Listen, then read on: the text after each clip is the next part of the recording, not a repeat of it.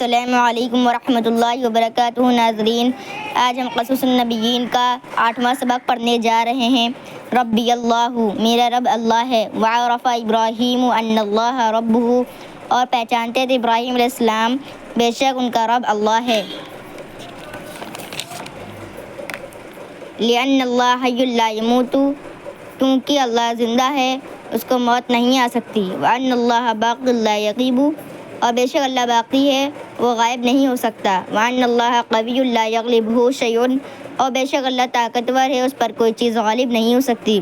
وعرف ابراہیم ان اللہ رب الکوکب، اور پہچانتے تھے ابراہیم علیہ السلام بے شک اللہ تاروں کا رب ہے۔ وان اللہ رب القمر، اور بے شک اللہ چاند کا رب ہے۔ وان اللہ رب الشمس، اور بے شک اللہ سورج کا رب ہے۔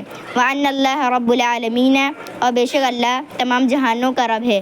وحد اللہ ابراہیم وجعلہ نبیا وخلیلا، اور اللہ نے ہدایت دی ابراہیم علیہ السلام کو اور ان کو بنایا نبی اور دوست۔ وامر اللہ ابراہیم، اور اللہ نے حکم دیا ابراہیم علیہ السلام کو ان یدعو قومہ ویمنعہم من عبادۃ الاصنام، کہ دعوت دے اپنی قوم کو اور روکے بتوں کی عبادت سے۔ امید ہے کہ آپ کو یہ سبق سمجھ میں آ گیا ہوگا۔